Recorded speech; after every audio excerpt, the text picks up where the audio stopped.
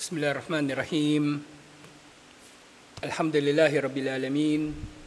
Wassalatu wassalamu ala ashrafil anbiya'i wal mursalin. Nabiyina Muhammadin wa ala alihi wa sahbihi ajma'in. Assalamualaikum warahmatullahi wabarakatuh. So ngayon muli, tulad ng nabanggit natin, tatapusin natin itong chapter 5 inshallah ng Kitabut Tauhid. Kasi puro ito may kinalaman sa da'wah at nakakagigil talaga na topic itong da'wah. Alhamdulillah. So ngayon yung hadith na iniulat ni Ibn Abbas radhiyallahu anhuma. Bakit radhiyallahu anhuma, hindi radhiyallahu anhu? Dalawa sila nung tatay niya. Si Ibn Abbas at si Abbas. Okay? Anhuma, dalawa sila. Anhu, isa. Paano pag babae? Anha. Pag maraming lalaki, anhum. O yan, ganyan yung ganyan yung gusto kong marinig sa inyo. Hindi, fa'il, 1 taon na nating ganyan. Inshallah. O hindi na kayo pang parok lang pag ganyan. Inshallah, may mararating kayo. Nag-isip nga ako Kasi yung plano nga ni Manong, yung pag Sabado-Linggo, inshallah, itutuloy natin na gamitin yung dumating na workbook, yun ang magiging subject natin sa umaga. Yung Arabic, isisingit-singit lang natin. Hindi na natin siya gagawing subject talaga. Kasi halos naturo ko na lahat Yung mudari na lang tsaka yung amar. Na naisip ko rin, parang mas matututo kayo kung ganito na i-apply natin yung napag-aralan natin. Ano bang gamit ng mga hindi yung aral lang ng aral, wala namang gamit, di ba? Anong saysay? So dapat na-apply, di ba? Basa ka ng libro, paano magmotor? Paano ganyan. Hindi ka naman nagmumotor. Matututo ka ba? Hindi ka naman sumasampa sa motor. Hindi ka matututo. So, ganyan din sa Arabic. Hindi ka matututo. Hindi mo yan, kahit si Jose Rizal pa magturo sa inyo.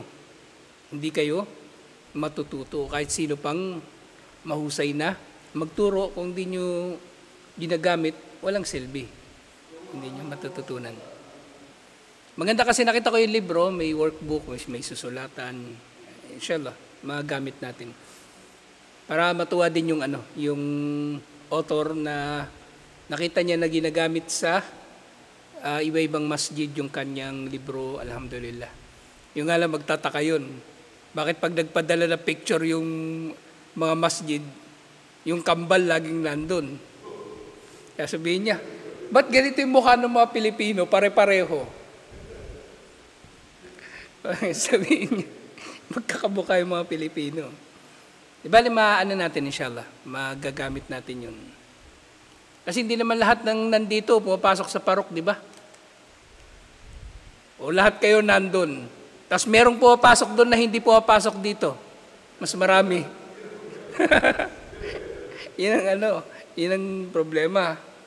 Sige lang, yan nyo lang. May araw naman ng paghuhukom. Inshallah. Hindi nila ako type. Walang sapilitan sa relihiyon. Alhamdulillah.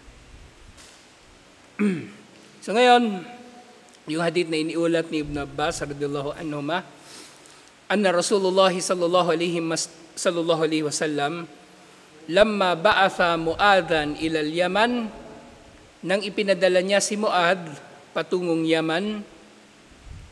Dito naging Mu'adhan kasi si Mu'adh siya yung maf'ul. Kumbaga, ra'aytu rajulan, nakakita ako ng lalaki.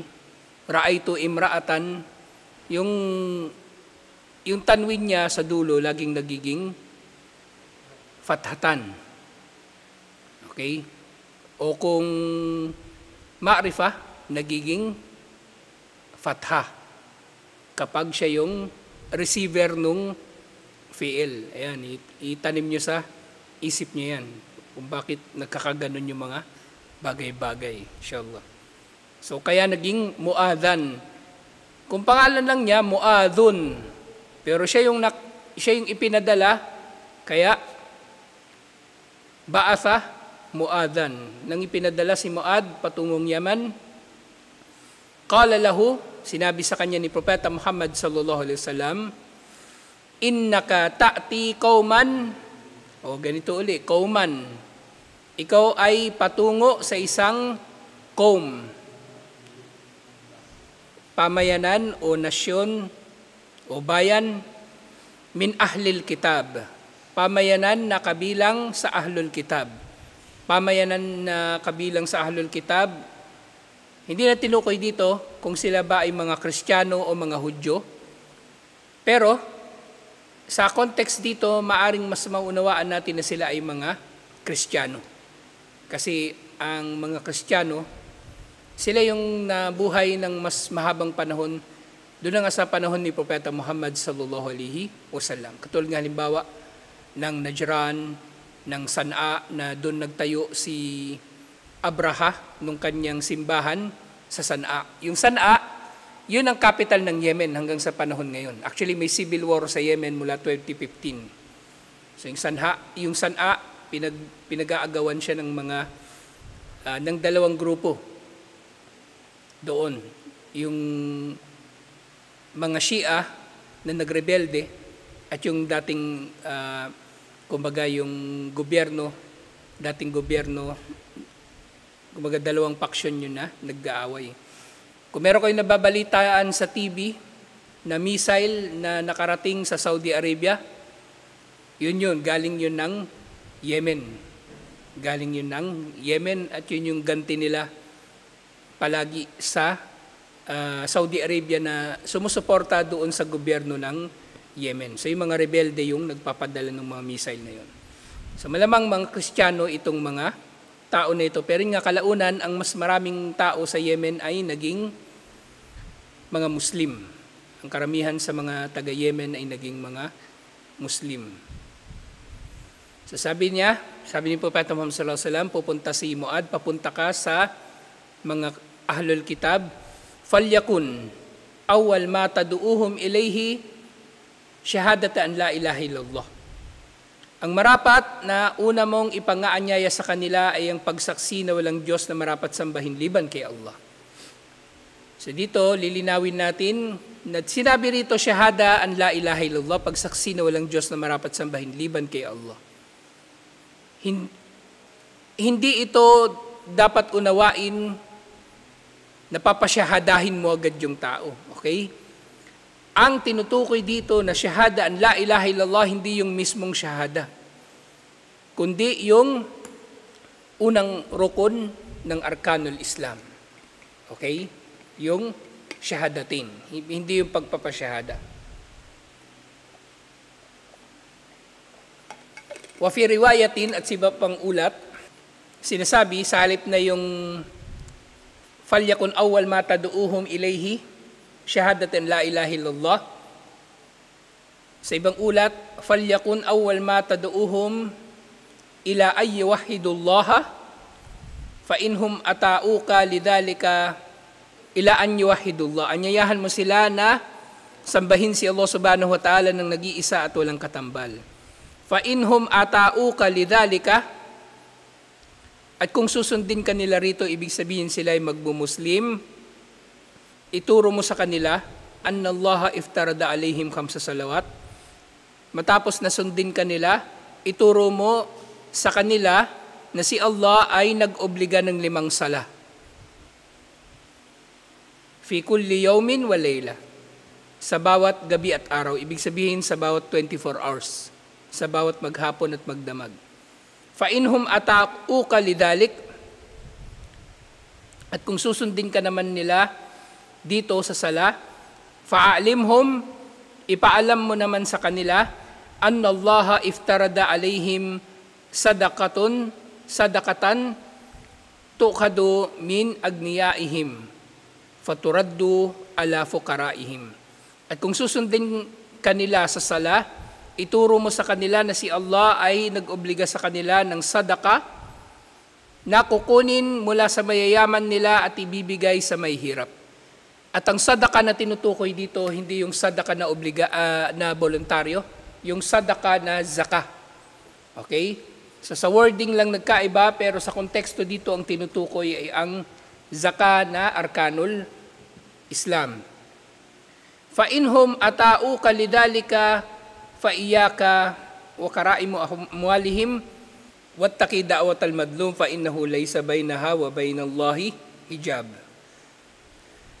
At katakutan mo ang panalangin ng inapi dahil sa pagitan niya at pagitan ni Allah ay walang namamagitan.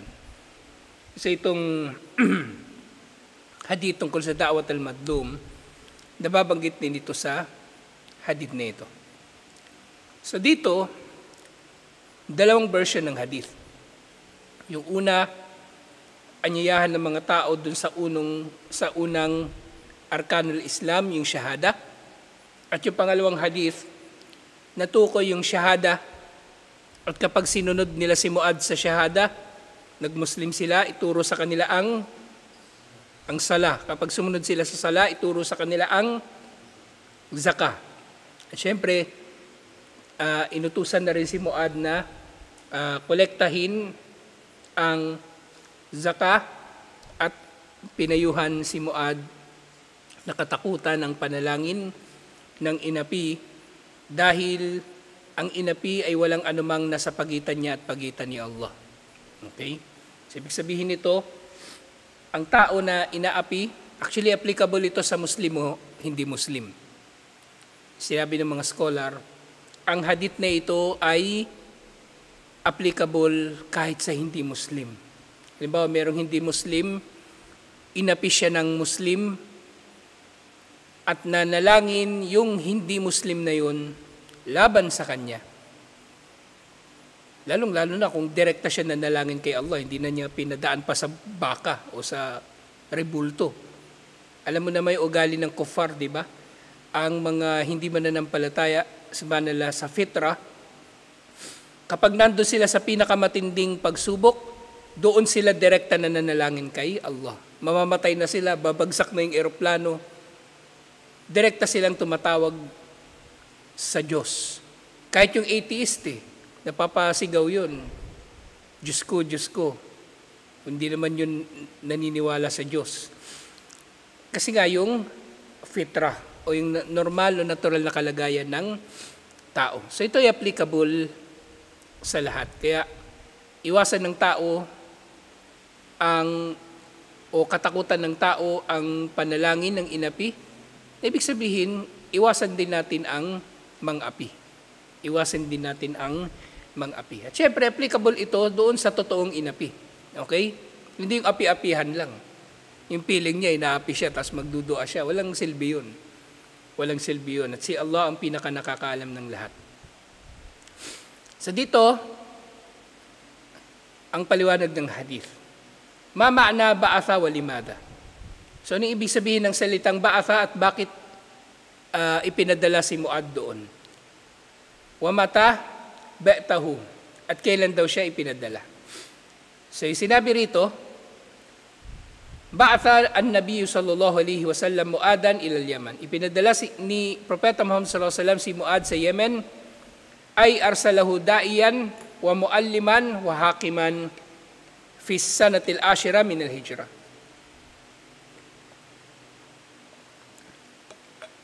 So pinadala niya doon si Muad bilang da'iyah, muallim, tagapagturo, at hakim, pinuno o tagapaghatol. So ito yung trabaho ni Muad doon sa Yemen. At siya ay pinadala sa 10 taon ng hijrah. Ibig sabihin, sa taon na ito, nasakop na yung Makkah, Muslim na ang Makkah, at Muslim na yung marami sa mga Arabo. So yung pinunta doon ni Muad ay para turuan ng mga tao ng Islam, alhamdulillah. So siya ay pinadala doon bilang da'iyah, mga ngaral ng Islam, muallim, tagapagturo, at hakim, pinuno. O maaari din tagapaghatol. Kaya nga, doon sa hadith, nabanggit ang tungkol sa zaka, pagpapatupad ng zaka, at yung pangungulekta nito, na ito ay kumbaga, isa sa mga arkanul Islam na pangunahin na marapat na ipinatutupad ng pinuno. Na kung merong halimbawang ayaw magbayad ng zaka, sa ta'zir na tinatawag, maaari siyang magpataw ng parusa sa isang hindi nagbabayad ng zaka. At syempre, ganun din sa sala. Ang pinunong Muslim ay maaring magpatupad ng mga panuntunan na may kinalaman sa sala. Paano niya aanyayahan ang mga tao na palagian silang magsala o ano ang magiging parusa ng tao na hindi nagsasala o paano sila mabababalaan. Yun ay nasa kapangyarihan o pananagutan ng isang pinuno. So yung mga bagay na yun ay binanggit, inutos ni Propeta Muhammad sallallahu alaihi wasallam kay Muad bin Jabal, hindi lamang bilang ipangaral sa mga tao, kundi bilang batas na dapat na ipatupad. At yung tinutukoy na Ahlul Kitab. Wal muradu bi Ahlil Kitab, ang tinutukoy sa Ahlul Kitab, syempre unang-una sa pangkalahatan, al-Yahudu wan Nasara. Ang mga Hudyo at mga Kristiyano. Pero dito nga sa konteksto dito, mas malamang na yung mga pinuntahan ni Muad bin Jabal ay mga taga Yemen na Kristiyano. Wa ma'na atauka lidalika, at yung kahulugan ng sinasabi dito sa hadith na kung susundin ka nila doon, unang-una syahidu wankadu lidalik, na sila ay sumaksi at tumalima sa mga ito. Di ba tatlo yung tinukoy? Shahada, salah, at zakah. Wa ma'na iftarada, at yung kahulugan ng iftarada ibig sabihin ginawang obligado. Alzama wa aujaba. Wal muradu bis sadaqati huna az-zakah. Ang tinutukoy dito na sadaqa ay ang zakah. At dito, wa ma'na iyaka, do sa hadith na tinukoy, ito ay isang babala. Na sinasabi, ihdir, pangilagan mo o kaya pangalagaan mo. Wa karaimul amwal, asinha wa anfa'ha, wa aktaraha, thamanan. Na bukod pa pala doon sa pangungolekta, yun nga, na ang kokolektahin ni Muad bin Jabal sa mga tao na zaka ay yung yaman na pinakamainam at pinakakapaki-pakinabang. So, ibig sabihin, hindi lang basta-bastang tatanggap ng zaka si Muad. Kumbaga, kung ang zaka na ito, di ba binibigay sa may hirap, at ang zaka, pwede itong magkaroon ng kolektor na siya yung tatanggap ng zaka mula sa mayaman, at ito ay ipamamahagi niya sa mga karapat-dapat na tumanggap. So dito, isa pang kahulugan nung sinabi ni Propeta Muhammad sallallahu alaihi wasallam, pangalagaan ni Muad na yung makokolekta niya na zaka ay mula sa pinakamainam lamang na yaman. Kunin niya ang kapaki-pakinabang na zaka. Lalong-lalo na kung ang zaka, syempre, di ba merong zaka sa 40 na kambing o 40 na tupa, isang kambing o isang tupa. Tapos zaka doon sa pananim, meron ding sukat para rito. So kunin niya yung mainam at kapaki-pakinabang. Okay? Kasi maaring merong mapanlamang, ibabayad niyang zaka na kambing, yung kambing na sakitin, pagtanggap mo, bukas patay na. So, yung merong magbibigay ng zaka sa kanyang pananim, pero yung ibibigay sa kanya na pananim, ibibigay sa kanya na bigas ay mababang klase o kaya sira. At syempre, ittaqi da'wat al-madlum. Anong ibig sabihin nito? Ij'al bainaka wa bainaha wikaya, ang maglagay ka sa pagitan mo at sa pagitan ng da'watul madlum, sa pagitan ng panalangin ng inapi ng harang. At haharangan mo na hindi ka, haharangan mo ang sarili mo na hindi mananalangin laban sa iyo ang sino man, bil adli wa tarkul dhulm. Siyempre sa pamagitan ng pagiging makatarungan at hindi pang-aapi, pandaraya, panloloko, panlalamang sa kapwa. Okay? Madagdag ko lang dito sa dhulm, dito sa panlalamang o pang-aapi. Okay? Hindi lang ito yung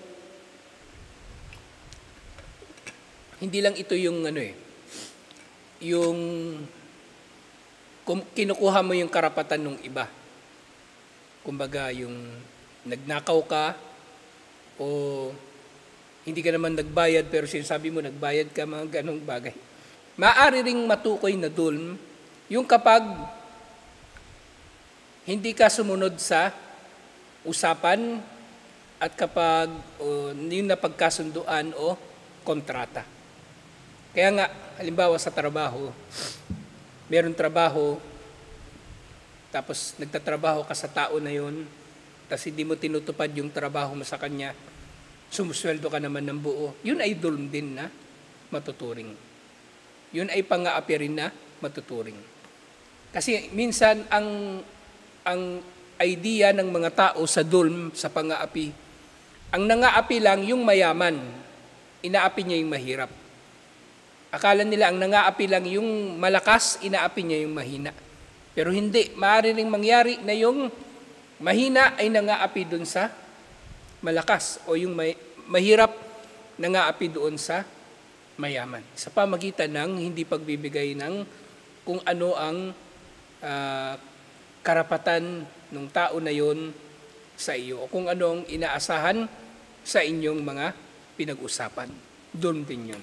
So nilinaw ko lang yun kasi minsan ang akala ng tao kapag sa dhulm nga, yung mayaman lang yung pwedeng mga api. Hindi na, maaari rin mga api ang mahirap. Maaari rin mga api ang mahina.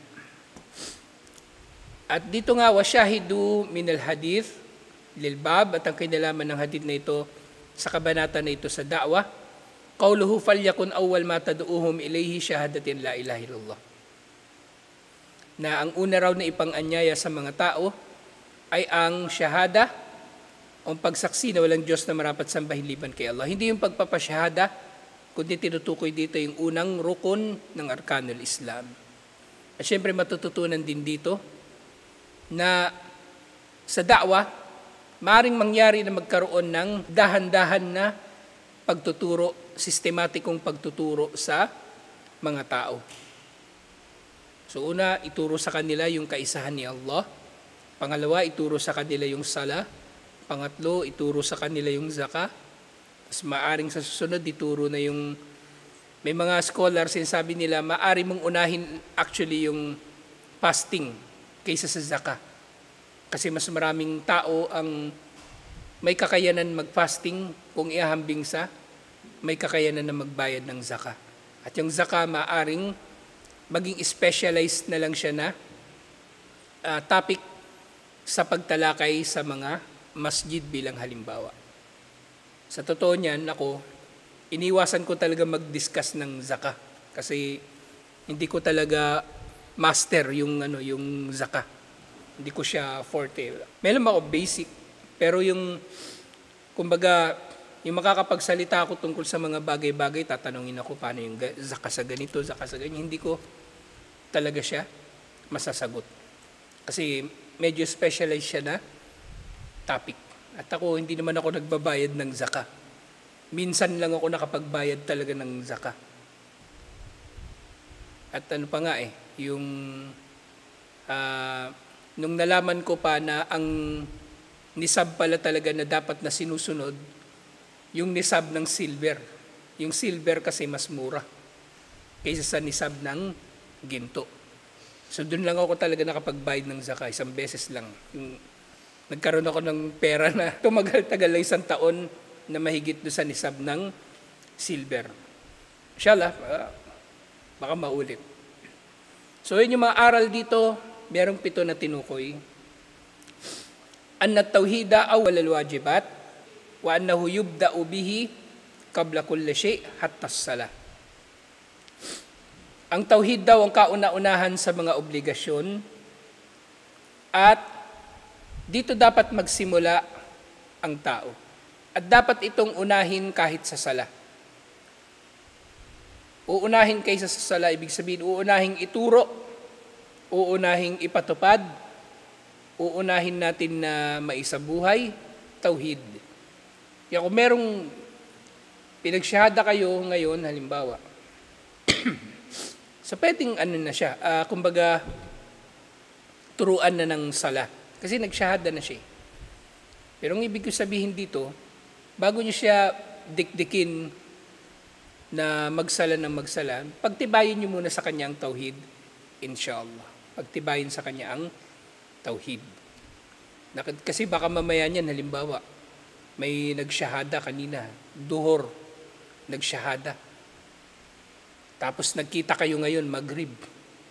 Oh, Pedro, nagsala ka ba ng asar? Sabi niya, hindi nakalimutan ko. Sabihin agad ng kambal, kafir ka, hindi ka nagsala. Maaring mapaumanhinan yun, okay? Sa kalagayan na yun. Na, kasi nga, unahin natin yung tauhid sa kanya, inshallah, na maituro. At yung sala, yung dahan-dahan din, inshallah. Hindi naman lahat ng tao nakatupad agad-agad ng sala ng kumpleto.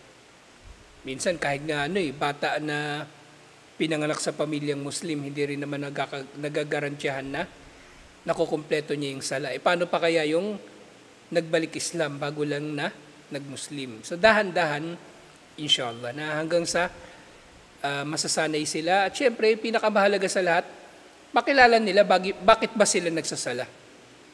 Kaya nga, mahalaga mauna yung akida bago yung sala. Pag makilala nila si Allah, mamahalin nila si Allah, edi sila na mismo yung magtutulak sa sarili nila na magsala. Hindi nyo na sila kailangang sabihan ng sabihan. Pangalawa, at-tanbihu ala ta'limi bit-tadrij. Ito nabanggit ko to kanina.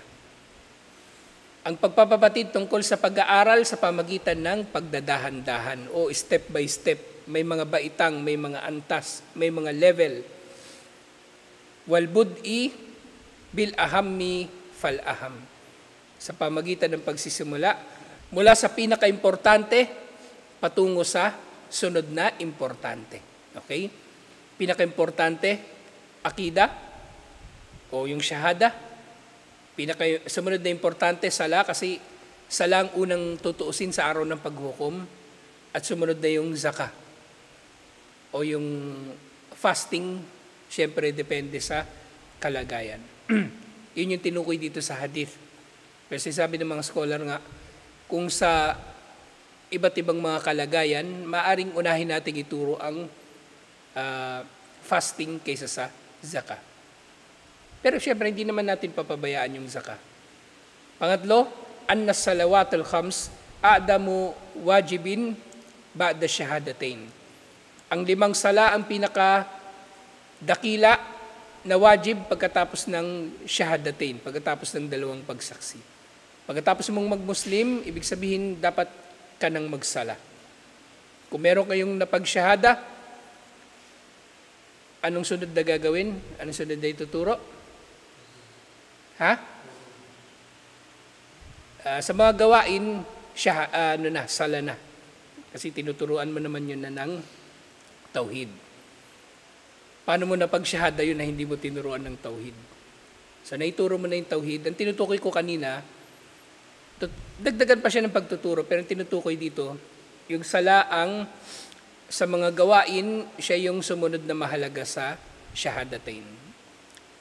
Okay? So kung meron magsasyahada, tiyakin natin na matuturuan din natin sila na magsala, matutukan natin sila na kumbaga maturuan ng mga basic sa Islam, matapos yung akida, yung sala, inshallah. Hindi yung nagsyahada, binidyohan mo lang, nireport mo dun sa Arabo, tuwang-tuwa yung Arabo sa'yo, wala na. Tapos na, kumita na. Hindi ganun. Pangapat, anna zaka aujabal arkan ba'da salawat. Yung zaka ang pinaka binibigyang diin na rukun pagkatapos ng sala. Pangatlo siya sa mga arkanul Islam. Ang tinutukoy ko kanina, na maaring mas maunang ituro yung fasting, pero sa mga arkan, pangatlo talaga ang zaka. Panlima, anna zakato khadu min al-agniyai wa tusrafu ila al-fuqara. Ang zaka ay kukunin sa may yaman at ibibigay sa may hirap. Pero syempre depende sa kumbaga kung qualified ba talaga yung tao na yun na kabilang sa makatanggap ng zaka. Okay? Panganim, annahu yuhram alal amili fi zakati akhdu karaimil amwal. Sa yung karaimul amwal, di ba sabi doon sa hadith, fa in hum ata'u kalidhalika fa iyaka wa karaimul amwal. Fa iyaka wa karaimu amwalihim. At kung susundin ka nila doon sa zaka, ay pangilagan mo ang karaimu amwalihim. Yung karaimu amwal nila. Yung karaimu amwal, isa ito sa mga uri ng yaman kung pag-uusapan ng zaka. So kung meron tinatawag na karaimul amwal, meron din namang kabaligtaran nito. Yung shirari, yung shiraril amwal. Yung karaim, ito yung yaman na pinakamahalaga sa tao. Na ang ibig sabihin dito, kung maniningil ang kolektor ng zaka, o merong tao na kukuha ng zaka mula sa tao, sa sino mang tao na magbabayad ng zaka, yung ginawa nating halimbawa, di ba? Yung tao na mayroong 40 na kambing o tupa, ilan kukunin sa kanya bilang zaka? Kung 40, isa. Kasi ang isa, ilang porsyento yun ng 40? 2.5% din. Katulad din sa pera. Ngayon kung kukuha ka ng isang kambing o isang tupa mula sa kanya, sa sinabi, an yakunal ma'kudu lizzakati wasata. So, ang ibig sabihin ng hadith na ito, ang dapat mong kukunin na zaka ay yung wasat, yung katamtaman. Hindi yung masama na katulad ng natukoy ko na, kumbaga, kukunin mo na zaka o ibibigay nila na zaka, yung sakitin na kambing na kapag kinuha mo bukas mamamatay na, yung mga tipong ganun, o kaya kambing na merong kapansanan. At huwag mo rin kukunin yung importante sa kanila na kambing. So, tinukoy na mga importante na uri ng kambing o iba pang hayop, sa kambing pa lang yung tinatalakay natin bilang halimbawa. At maaring ang applicable din ito sa iba pang hayop, baka o ano pa man. Halimbawa, yung ruba na hayop, ito yung hayop na ginagatasan. Inaasahan nila na gagatasan nila ito at makakakuha sila ng gatas. Rubba. At yung makhid na hayop, ito yung hayop na buntis, na inaasahan na nilang mga anak. At yung ukula, pangatlong halimbawa nung karaimul amwal o karaimul mal, yung hayop na inaasahan nila, nakakatayin nila pagdating ng panahon. Pinapataba nila at kakatayin nila o ibibenta pagdating ng panahon. So ito yung sinabi ni Propeta Muhammad sallallahu alaihi wasallam kay Muad na wag mong kukunin. Pero sinabi nga ng mga scholar, illa anyarda sahibuha, liban na lang na kalugdan ito ng may-ari nito. Liban na lang na kusa niyang ibibigay. Pero ikaw bilang kolektor ng zaka, huwag mong sasadyaing kunin ang mga ito. Kasi kapag sinadya mong kunin ang mga ito, dito na papasok yung dhulm, yung pang-aapi.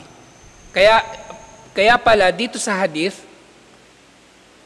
pagkatapos matukoy yung pangongolekta ng zaka at huwag kukunin ang karaimu amwalihim, tinukoy ni Propeta Muhammad sallallahu alaihi wasallam na katakutan ang panalangin ng inapi. Dahil ang pagkuha, sa pilitang pagkuha sa tao, sa karaimul amwal ay dulm, pang-aapi. Bakit? Ano bang halaga nitong mga hayop na ito? Mahalaga itong mga ito para sa tao. Halimbawa nga, yung ginagatasan nila, paano pagkukunin mo yun? Wala na silang hayop na pwedeng gatasan. Eh di sila yung nahirapan. Yung hayop na buntis, na sana papakinabangan pa nilang anak nyon, kinuha mo, kinolekta mo bilang zaka, sila rin yung mahihirapan. Yung hayop na pinataba nila, na inaasahan nilang kakatayin nila bilang pagkain o ibebenta nila, kinuha mo, sila rin ay mahihirapan. Naintindihan nyo? Kaya huwag kukunin ito. Nang ibig sabihin, kumuha ng iba. Okay? Kasi di ba yung kokolektahin na zaka, kung meron lang 40 na kambing. So sa 40 na kambing na yon, bukod doon sa rubba, yung ginagatasan, bukod doon sa makid, yung buntis, bukod doon sa ukula, yung kakatayin na, meron pang iba na pwedeng kunin. At yun nga yung sinasabi na wasata, kumbaga katamtaman na katangian. Na huwag mo naman kukunin yung pangit, yung may kapansanan, at huwag mo rin naman kukunin yung hayop na may iba yung halaga sa kanila. So ito yung konteksto nung karaimu amwal, yung kumbaga pinakamahalaga sa kanilang yaman. At syempre, huwag din kukunin nga yung sobrang pangit din naman na hayop na mayroong kapintasan. So ito yung konteksto doon. Alhamdulillah, at nalinaw natin ang bagay na ito. Mula rin dito sa paliwanag na ito, naintindihan natin yung konteksto na bakit kaya nabanggit yung tungkol sa dulm matapos na mabanggit yung karaimu amwal. Ito pala. Kasi pag pinilit mong kunin yung mga hayop na yon na importante sa mga tao, ikaw ay nang api rin sa kanila, alhamdulillah. Kaya nga, importante yung magkaroon kayo ng kaalaman sa Arabic kasi marami sa mga mapagkakatiwalaang website nasa Arabic, walang translation. Okay? Walang translation. Kaya sikapin nyo talaga na matuto kayo, inshallah. Kasi itong bagay na ito, halimbawa, aasahan ko lang sa pagtatanong. Hindi lahat ng tao na tatanungin mo, makakasagot. Okay? Halimbawa, merong kilala ka na nasa Facebook na sheikh, tatanungin mo, maaring hindi niya masasagot yung tanong mo. Una, sa sobrang dami nung nagtatanong na hindi na niya mapapansin yung PM mo at iba pang mga kadahilanan. Na minsan nga napipintasan yung mga sheikh natin, suplado raw, hindi sumasagot. Ang totoo niyan, magastos talaga sa oras ang sumagot sa tanong. Magastos sa oras. Kung ako lang halimbawa ako mismo tatanungin na, gugugol ako ng ilang minuto para sagutin yung tanong. Siyempre, sisiguraduhin ko pa yun, mag-google din ako, tapos saka ako sasagot. Tapos may follow-up na naman na tanong yun. So, gugugol ka ng mga 5 minuto, 10 minuto. Paano kung 10 yung nagtanong sa'yo? 100 minutes yun. Ilang oras yung 100 minutes? 1 hour and 40 minutes. Yun ang gugugulin mo lahat-lahat para lang sagutin yung tanong ng 10 tao. So hindi ganun kadali na aasahan natin na yung mga scholar natin ay sasagot agad o sasagot sa anumang itinatanong natin sa kanila. Kaya minsan, importante na yung tayo ay magsisikap. Kung meron namang mapagkukunan na siguradong website, yung nga sinasabi ko palagi, di ba? Yung Islam QA, yung sunnah.com, at saka yung Quran.com, hanapin nyo doon, inshallah. Pero yung iba pang mga website, halimbawa Saidul Fawaid, yung Dorar, walang walang translation, puro Arabic. Kaya pagsikapan nyo, inshallah.